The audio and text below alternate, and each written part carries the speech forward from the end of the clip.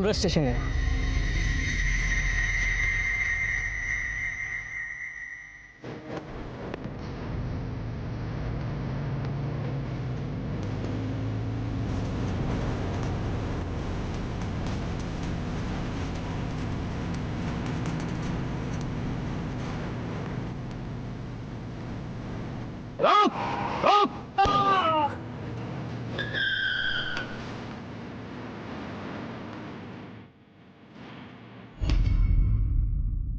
भरोसा एक छोटा सा शब्द है, पर इस छोटे से शब्द पर पूरी जिंदगी टिकी हुई है। जब किसी का भरोसा डगमगाता है तो उसकी पूरी दुनिया हिल जाती है। नमस्कार, मैं सीनियर इंस्पेक्टर संजय बरोत और स्वागत है आपका क्राइम पेट्रोल दस्तक में। कांति सेठ एक आंगड़िया था, उसका पूरा धंधा भरोसे पर टिका हुआ था। लेकिन नीरज की हत्या से यह साफ हो गया कि कोई उन्हें धोखा देने की कोशिश कर रहा था, या फिर कोई और ही था जो यह खेल खेल रहा था।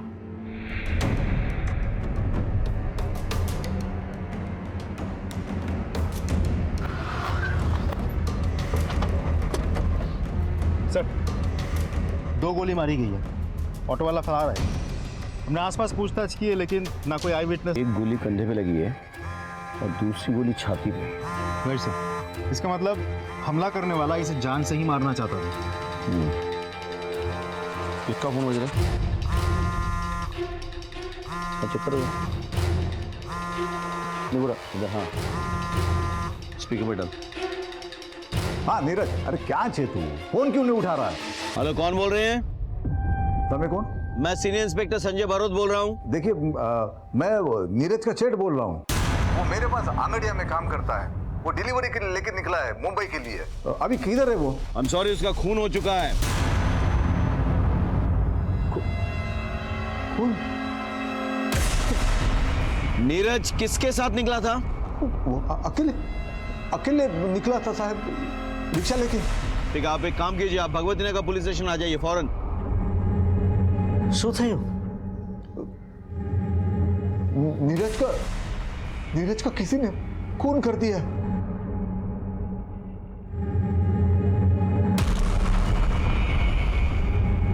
अजय सर, आगे सीसीटीवी चेक करो आप, हाँ? और जरा लोगों से पूछताछ करो। और इस ऑटो का जो रजिस्ट्रेशन नंबर है ना, उसके डिटेल्स निकालो, पता करो इसका मालिक कौन है और चलाने वाला कौन है। सर। चलो। पांड्या, देखो आसपास। सर,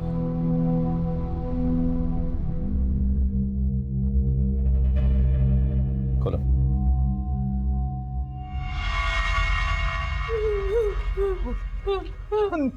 नीरज छे।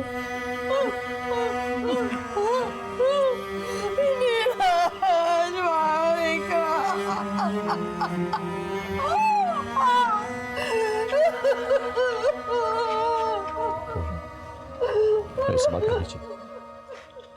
नीरज कहाँ जा रहा था? सर, वो हीरे की डिलीवरी देने जा रहा था। उसने किसी से कुछ कहा था इस बारे में? किसी को घर पे, किसी से? हमें नहीं पता था साहब कि हीराप्पा नु काम करे छे। हमें तो ऐसा ही पता था कि वो एक कुरियर कंपनी में काम कर रहा है। आज इनकी वजह से और इनके धंधे की वजह से हमारा छोकरानो जीव गया। अब चलिए वहां से, आइए। लूट और मर्डर का मामला लगता है।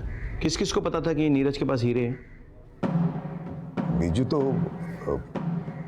मारा બે ખાસ આદમી છે, ધવલ અને હાર્દિક, અને મારી પત્ની रमा।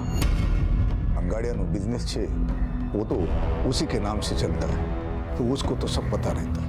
और कोई? और कोई नहीं।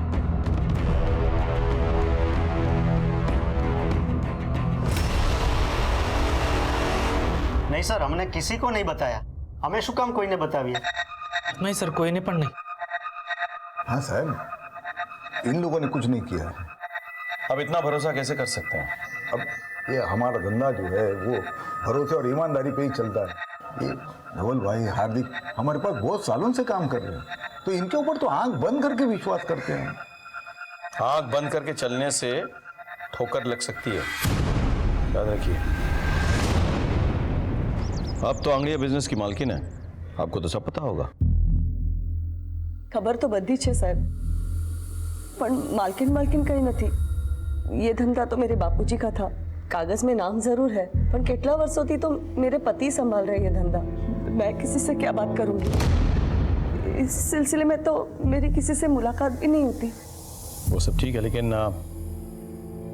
जो कोई भी है उसने फील्डिंग बहुत अच्छी की है. आपके खिलाड़ी के बारे में उसको पूरी जानकारी थी. हम अभी निकलते हैं, लेकिन आगे आपकी मदद की जरूरत पड़ेगी. क्या फटाफट ले आओ सब.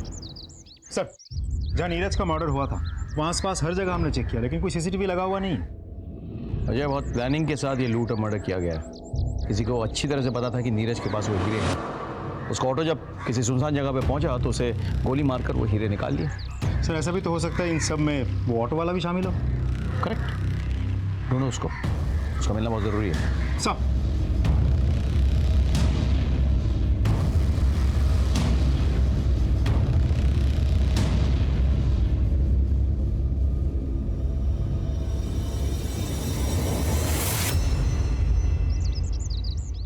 अरे ऐसे पैसे का क्या मोल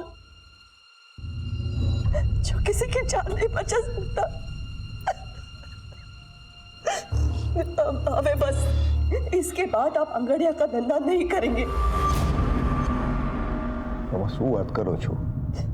रमा, आंगड़िया मेरे लिए सिर्फ काम नहीं है, ये विरासत है. और याद है ना, तुम्हारे पिताजी ने मरते वक्त मेरे से कसम ली थी कि उनके धंधे को मैं ईमानदारी से बढ़ाऊंगा. वो बढ़ाया मैंने. अरे पर कोड़ा बाटे जाननी जोखिम कर सकता मैं. आपका एक भी बेटा इस काम को आगे नहीं बढ़ाने वाला. बेटे नहीं आने वाले तो अब हमारी शू गलती है? मैंने कोशिश की थी बड़े बेटे को धंधे में लाने की. क्या किया उसने? गपला किया, नाम खराब किया मेरा. आस्तीन का साथ निकला वो. पर હું મારા નાના દીકરાને આ ધંધામાં नहीं लाવીશ. ये धंधा मेरे नाम पे है ना, तो धीरे धीरे ये धंधा मैं धवल और हार्दिक को सौंप दूंगी. पर इस धंधे की मनुष्यत मैं इस घर में नहीं आने दूंगी. मेरे को मेरा पैसा चाहिए. मारा हीरो नु शू? अरे मेरे 25 लाख का क्या होगा? शर्म नहीं आती पन्ना लाल से पैसा मांगते हो? तुम्हारे हीरो के चक्कर में मेरा आदमी मारा गया. मेरे को मेरा पैसा चाहिए किसी भी तरह से, नहीं तो उसके बाद में जो होगा मेरी कोई जवाबदारी नहीं होगी.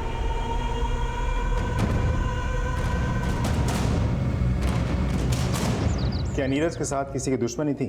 कोई अफेयर? सब ये सवाल आप मुझसे क्यों पूछ रहे हो? सकता है किसी का उससे कोई झगड़ा हो गया हो और वो असल में नीरज को मारने आया हो और मारने के बाद उसे लूट की शक्ल दे दी. मेरे बच्चे के पास तो ये घर को संभालने और अपने छोटे भाई बहन को संभालने के बाद समय ही कहाँ बचता था. बहुत जिम्मेदार बच्चा था मेरा. उसके लिए तो ये घर ही सब कुछ था. इंस्पेक्टर साहब, तुमने एक महान ही सौगंध है. इंसाफ दिलाइए साहब, मेरे बच्चे को इंसाफ दिलाइए.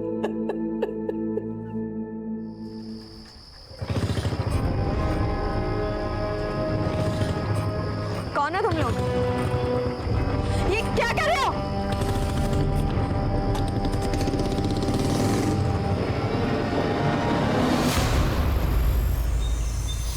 सर, जिस ऑटो में नीरज जा रहा था उसके ड्राइवर के बारे में पता चल गया. वो अपने एक रिश्तेदार के घर में छुपा हुआ है. उठा के ले उसे. सर, रमा, तूने हीरो की डिलीवरी के बारे में किसी को कुछ बताया था? वैसे तो किसी के साथ बात नहीं की. याद करो. हाँ, इधर से हेतल आवेले घरे ने. शायद मुंह से कुछ निकल गया होगा. आज तो इतना परेशान थे, एक अर्जेंट डिलीवरी थी उनकी. श्रीनाथ जी, तो तुम शामिल थे इन सब में? साहब, मैं काई नहीं थे साहब. वो तुमने साचे साचो कहूँ साहब. उस दिन एक लड़का मेरे ऑटो में बैठा. काका सूरज स्टेशन लेके चलो. लेकिन ट्रेन थोड़ा लेट था ना, तो बोला मेरे को दूसरे के घर पे जाना है, उधर मेरे को छोड़ो. एक काम करो, ट्रेन के लिए बहुत टाइम है, आप नवागाम लेके चलो. तो मैं तो उधर छोड़ा उसको. 15-20 मिनट में उसकी राह देखा. फिर वो आया, बोलता अभी मेरे को सूरत स्टेशन ले चल. भैया सूरज स्टेशन लेना. फिर हम लोग रास्ते में आ रहे थे ना, तो किसी ने उसको मार दिया. किसके घर छोड़ा था तुमने उसे?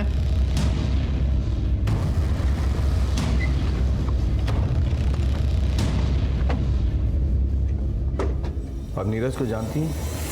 हाँ जी सर, बचपन से जानते हैं एक दूसरे को हम. वो कल आपसे मिलने आया था. आया था सर. उसकी बदकिस्मती थी कि मुझसे मिलकर जाने के बाद किसी ने उसकी जान ले ली। काश कि वो यहाँ ना आया होता, सीधा स्टेशन चला जाता तो बच जाता सर। वो क्यों मिलने आया था कल आपसे? सर वो मुंबई जा रहा था, मेरा मायका भी मुंबई में ही है, तो बस पूछने आया था कि घर वालों के लिए कुछ सामान लेकर जाना है या वहां से कुछ लाना है। कांति सेठ को जानती हैं आप? वो मेरे ससुर जी है, मैं उनकी बड़ी बहू हूँ।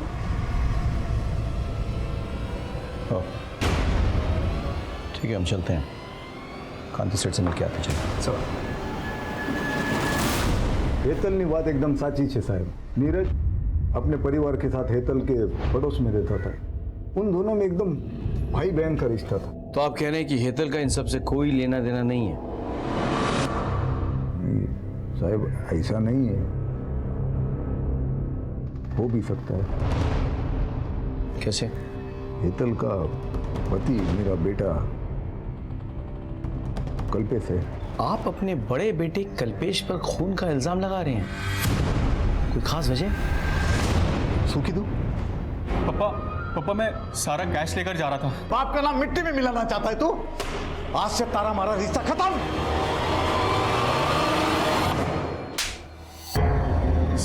सर मैंने नहीं खबर सर, मैं मानता हूँ मेरे से एक बार गलती हुई है और उसकी सजा आज तक भुगत रहा हूँ सर, लेकिन वो साचो को इस बार मैंने कुछ नहीं किया सर। सच बोल। सर मैं सच बोल। यकीन मानिए सर। देख, अगर साहब सच बोले, उन्होंने कुछ नहीं किया साहब।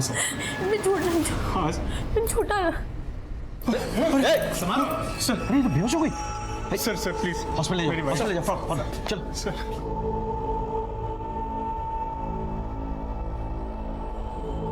इनका कोई रिश्तेदार है यहाँ पे? नहीं, फिलहाल तो अभी कोई नहीं है। वैसे हुआ क्या डॉक्टर साहब? ये माँ बनने वाली है। ठीक है, आप एक नंबर नोट कर लीजिए, 444। क्या हेतल मां बनने वाली है? भाई कपाल ने मेरी सुन ली। वकील साहब, कल्पेश की जल्द से जल्द जमानत करवा दो। पैसे की चिंता मत करो, जितने लगेंगे मैं सब दूंगी। माँ, वो कल्पेश भाई बाहर खड़े हैं। थैंक यू सो मच माँ, thank you so much. Thank you मने नहीं, अपने बीवी को बोल, माँ बनने वाली है वो। अगर अपनी जिम्मेदारी का जरा भी ख्याल है ना तुझे, तो जाके पहले उसका ख्याल रखना। ठीक है माँ।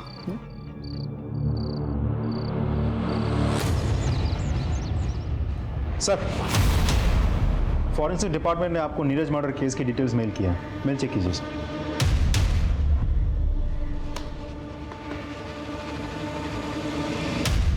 इस रिपोर्ट के मुताबिक नीरज को 2 अलग अलग गन से शूट किया गया था। पहली गोली जो उसके शोल्डर पे लगी थी, एक रिवॉल्वर से शूट किया गया था, और दूसरी गोली जिससे उसकी जान गई थी वो एक .22 कैलिबर पिस्टल से निकली थी, उसे पॉइंट ब्लैंक रेंज पे शूट किया गया था। यानी क्लियर है सर, लेकिन एक मामूली से अंगाड़ी या कुरियर वाले लड़के को मारने के लिए 2 गन्स का इस्तेमाल किया गया है। बात कुछ हजम नहीं हुई सर। रमा तूने कल्पेश की जमानत करवाई? हाँ। क्यों? तुमको पता है ना वो कैसा है? खुद जो भी है, जैसा भी है, हमारा छोकरो छे। और आपने पुलिस के आगे उसका नाम लिया ही कैसे? बहुत सही किया, लेकिन तुमने उसकी जमानत करके बहुत गलत किया। गलती मैंने नहीं, तुमने की है। छोटी सी गलती के लिए मारा डिकरा ने घर से बाहर निकाल दिया। वो जुआ खेलने के लिए मेरे बिजनेस का पैसा चुराया उसने, छोटी सी गलती। बिजनेस तमारो नहीं, मारो छे। और अगर बच्चे गलती करते हैं ना, तो माँ बाप उसे सुधारते हैं। रमा कल्पेश बच्चा नहीं है। तो मैं क्या करती? उसको लॉकअप में रखती, उसके बीवी को अकेला छोड़ती।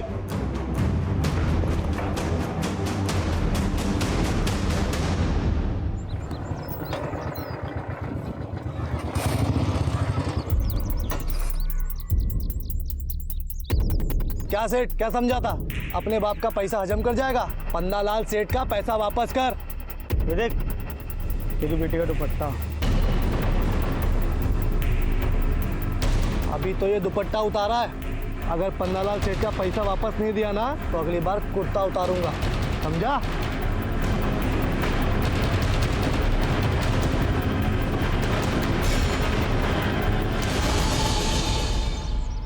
हाँ सूच हाँ, છે अंदर जा।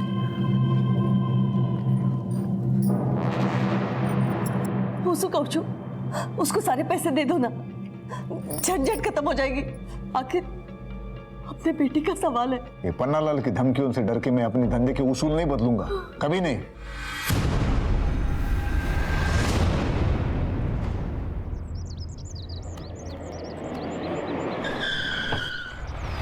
क्या क्या कर रहे हो? छोड़ो छोड़ो छोड़ो छोड़ो छोड़ो मुझे। दया, तुम जरा पता करो कि हाल फिलहाल एक रिवॉल्वर और एक .22 कैलिबर पिस्टल किसने खरीदी। हो जाएगा साहब, चलता हूँ। आपको क्या लगता है सर? मेरे थ्योरी के हिसाब से एक वो नौसिखिया जिसने उसके कंधे पे गोली चलाई और दूसरा प्रोफेशनल जिसने पॉइंट ब्लैंक रेंज में उसकी छाती पे गोली लगाई। लेकिन क्यों? तुम्हें क्राइम सीन याद है सर, नीरज की बॉडी, उसकी शर्ट के बटन्स किस तरह से खुले हुए थे? ऐसे कमीज के अंदर ही आंगड़ियां अपने कीमती सामान छुपाते हैं, यानी किसी को पता चल गया। लेकिन साथ ही साथ तुमको याद होगा उसका वॉलेट निकला हुआ था, किस तरह से उल्टा पड़ा हुआ था, यानी कि किसी ने उसके पॉकेट्स और वॉलेट भी टटोले थे। मतलब पहले कोई नौसिखिया और फिर प्रोफेशनल आदमी। करेक्ट। लेकिन सोचने की बात यह है कि ऐसी सीक्रेट बात एक नौसिखिया और एक प्रोफेशनल दोनों को पता चल गया, कैसे? प्लीज जाने दो, प्लीज जाने दो। चुप, बिल्कुल चुप। प्लीज जाने दो।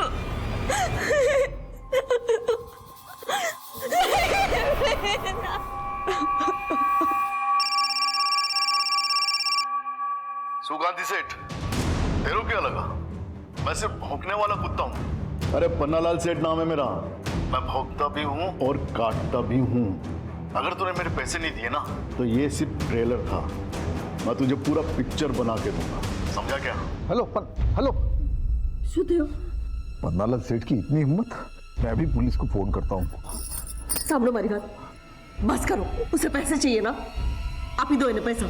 लेकिन रमा, मेरे नाम पे जो जमीन है ना उसे बेच दो, उसको मुंह पे फेंक के आओ पैसे। मेरे लिए मेरी बेटी से बढ़कर और कुछ नहीं है।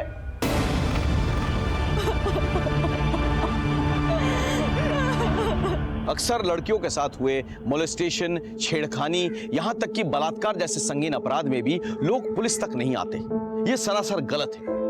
अगर पुलिस को अपराध के बारे में पता नहीं चलेगा तो वो अपराधियों तक कैसे पहुंचेंगे, कैसे उन्हें सजा दिलवाएंगे? कांति सेठ और रमाबेन ने भी पारुल के मोलेस्टेशन के बारे में पुलिस को नहीं बताया।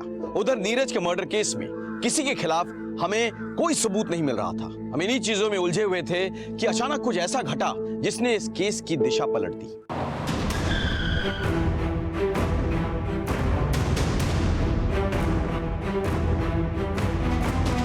सर, लाश को सबसे पहले नौकर हार्दिक और पंचुल ने देखा, फिर बहू जिग्ना और विपुल। मैंने ही आप लोगों को फोन किया। पूरी जगह को देखकर ऐसा लग रहा है जैसे किसी ने कुछ भी टच तक नहीं किया है। हा?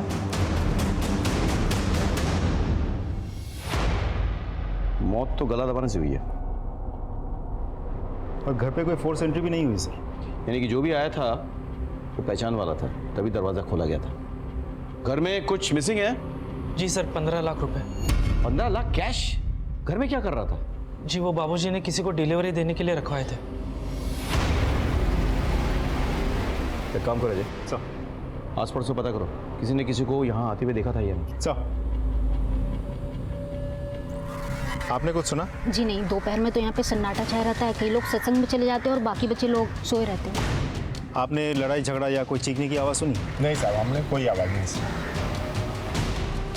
ठीक सर, हम दोपहर को यहाँ आए थे रमाबेन के साथ सत्संग में जाने के लिए, लेकिन दरवाज़ा लॉक था तो हमें लगा कि वो सत्संग में होगी, इसलिए हमें जता रहा।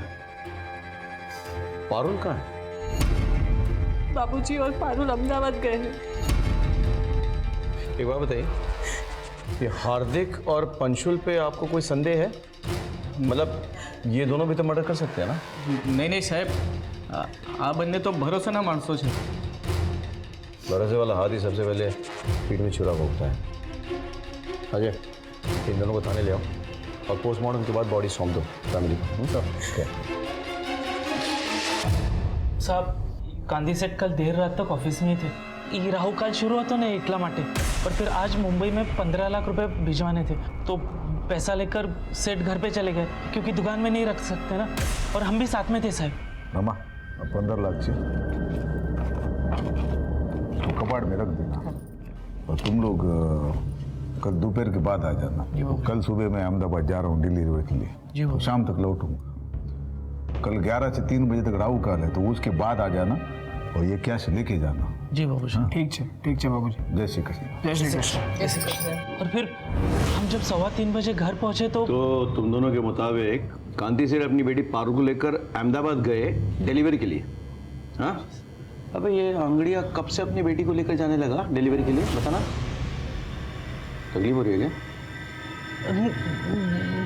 नहीं सर, कहीं नहीं। एक मिनट खड़े हो जा, बैठ। मुझे चेक करो जरा। खड़ो जा, खड़ो।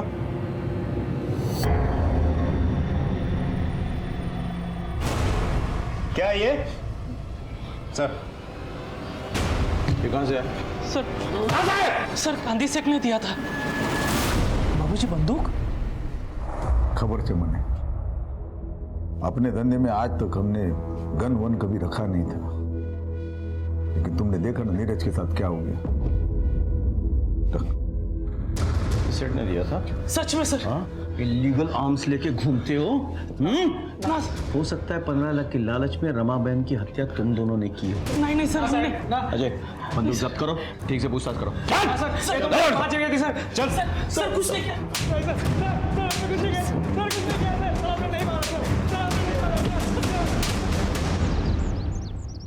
सर डोंट वरी, मैं करवा दूंगा। ओके सर, दोनों को रात भर बहुत तोड़ा, लेकिन दोनों के दोनों एक ही रट लगाए बैठे हैं। हमने रमा बहन को नहीं मारा। सर कांति सेठ अपने घर पहुंच गया। अजय, काम करो, हार्दिक के पिस्तौल को फॉरेंसिक के पास भेजो, चेक करवाओ कि कहीं ये वही पिस्तौल तो नहीं जिससे। सीरियल नंबर कंफर्म कर लिया है, इसी नंबर के नोट। गुड। एक बात बताइए, हार्दिक को गन आपने दी थी? जी। कहाँ से मिली है गन आपको? एक आदमी है, वो सप्लाई करता है। कौन आदमी? सलाउद्दीन। सलाउद्दीन के बारे में पता करो, और इन नोटों के जो सीरियल नंबर्स हैं ये हर जगह सर्कुलेट करो। सर, आप अहमदाबाद गए थे ना डिलीवरी के लिए? अपने साथ अपनी बेटी पारुल को क्यों लेके गए थे आप? वो उसके बुआ के घर छोड़ने गया था अहमदाबाद में। कोई खास वजह? मैं आपसे कुछ पूछ रहा हूं।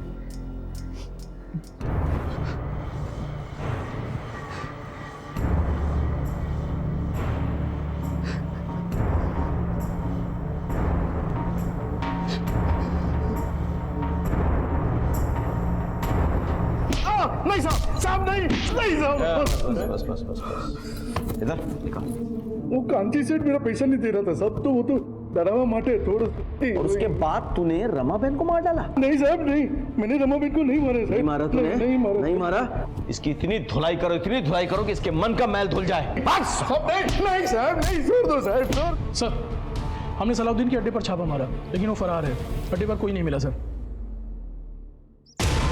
सर, रमा बहन की पोस्टमार्टम रिपोर्ट आ गई है। सर, उसे गला दबा के मारा गया था, और गला दबाने के बाद उंगलियों के निशान भी मिटा दिया गया था। सर एक बात तो साफ है, जिस तरीके से गला दबा गया है वो देखे तो लगता है मारने वाला कोई प्रोफेशनल नहीं था।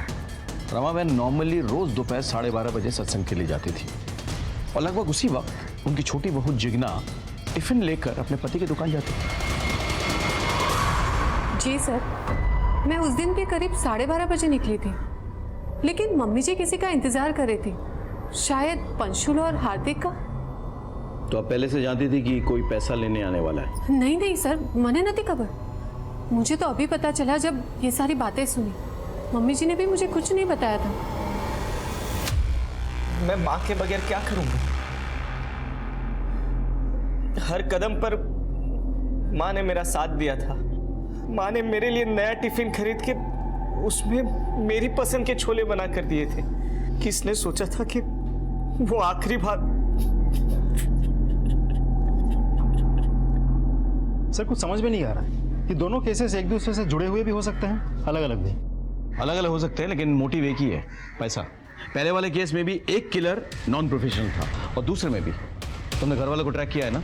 ट्रैक किया सर, लेकिन कुछ सस्पिशियस नहीं मिला, सब कुछ नॉर्मल है।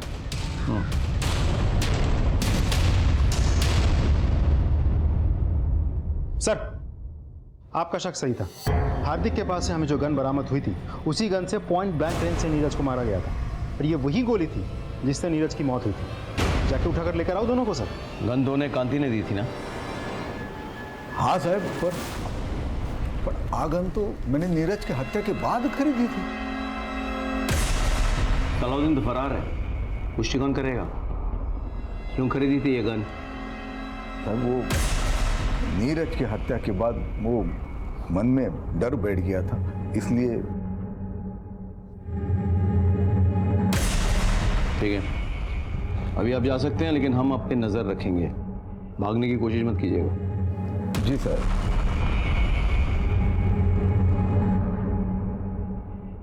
सर इस कांति पे शक है?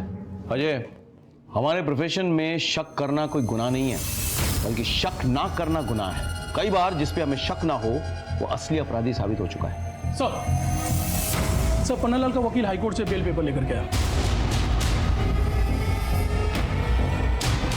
जाने दो उसे, लेकिन उसमें नजर रखना और कॉल रिकॉर्ड चेक करना। सर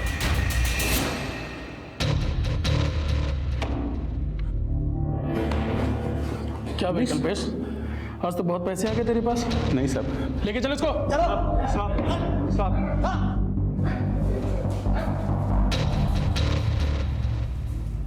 खबर न थी? नहीं सर।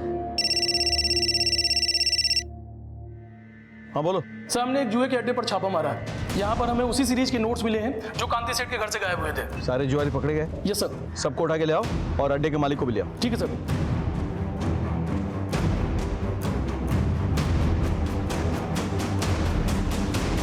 कल्पेश। सर मैंने नहीं मारा अपनी माँ को। नहीं मारा? नहीं सर। ये पैसे कहाँ से मिले? पैसे ये सीरियल नंबर चेक किए जा चुके हैं। बोल। सर ये तो वो पैसे जो माँ ने हितल को दिए थे सर, और हितल ने मुझे दिए। अच्छा? हाँ सर, सच कह रहा हूँ सर। चलो बुलाओ, लेके आओ उसको। जी ये सच बोल रहे हैं। मैं गई थी उस दिन माँ जी के घर। अरे वाह चिकना, बड़ी अच्छी खुशबू आ रही है। कड़ी बना रही हूँ। अच्छा मम्मी जी कहाँ है? हाँ जय श्री कृष्ण मम्मी जी। હેતલ બેટા કેમ છે? सारू छू मम्मी। ને તબિયત તારી? नहीं मम्मी, एक्चुअली डॉक्टर ने कुछ टेस्ट करवाने के लिए बोले हैं, तो थोड़े पैसे चाहिए थे। કેટલા જોઈએ છે? 25,000। 25,000 तो नहीं है मेरे पास। एक मिनट, तू અહીંયા જ ઊભી રહે। हाँ આવું છું।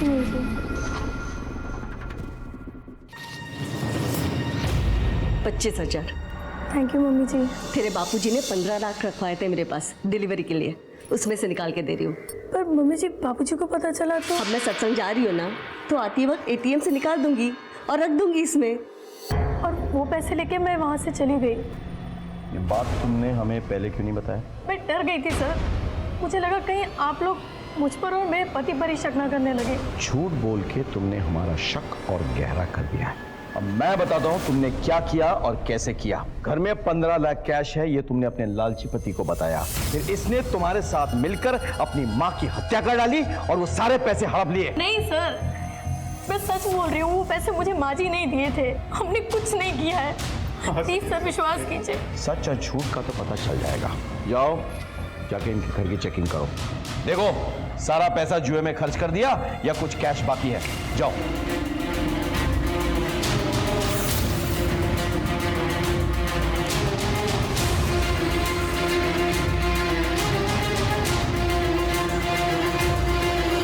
सर यहाँ तो पैसे नहीं मिले सर। ठीक है तो वापस आ जाओ।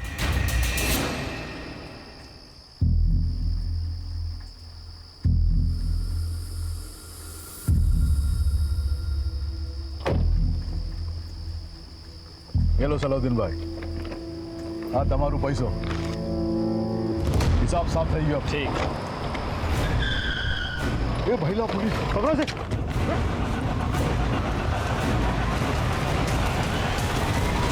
इनके सीरियल नंबर्स मैच करो कांति सेठ के घर से लूटे हुए पैसे के साथ। नहीं सर, ये अलग नंबर के नोट्स हैं। ऐशो यस सर। डालो दोनों के अंदर, ले जाओ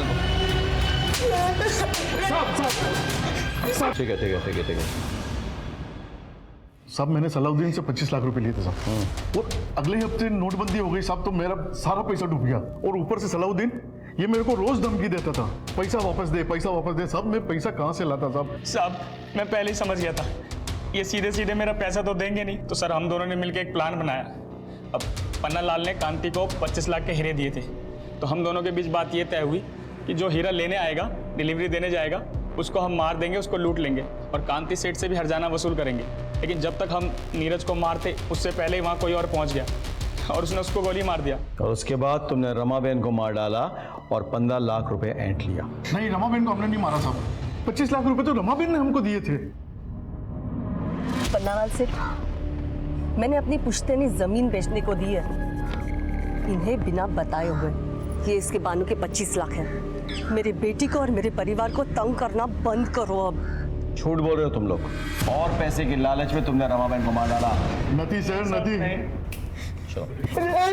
नीरज की खून की गुत्थी तो सुलझ चुकी थी, लेकिन रमाबेन के मर्डर की गुत्थी को हम जितना सुलझाने की कोशिश करते वो उतनी उलझती जा रही थी। हम एक डेड एंड पर पहुंच चुके थे, पर इतना तो पक्का था कि इन सब में कोई और भी शामिल था जिसने नीरज पर भी पहली गोली चलाई थी। मुझे यकीन था कि उसी ने रमाबेन की भी हत्या की। साहब आजा, बड़ी देर कर दी आने में।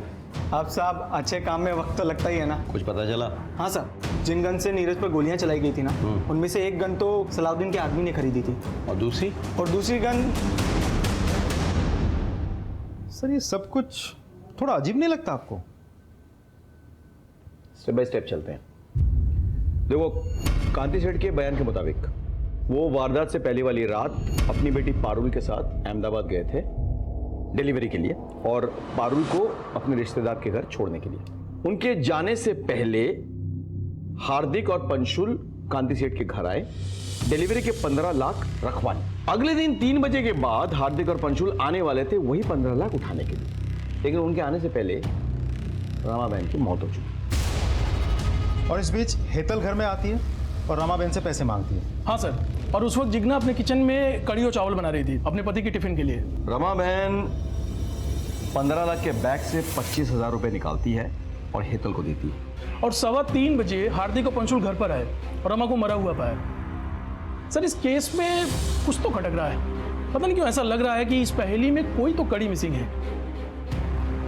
कड़ी नहीं, कड़ी मिसिंग है।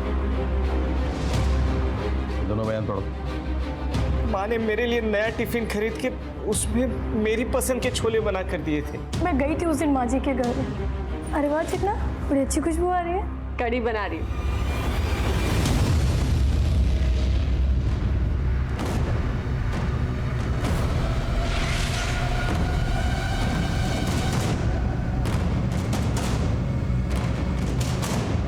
अपने आप सब कुछ उगलोगे या पुलिस वाला तरीका अपनाएं? मम्मी जी हर दोपहर को सत्संग के लिए चली जाती थी, तो विपुल को लंच देके जब मैं वापस घर आती थी तो कमलेश को भी बुला लेती थी। हम एक दूसरे से प्यार करने लगे थे, भागना चाहते थे एक साथ, पर हमें पैसे चाहिए थे। मैंने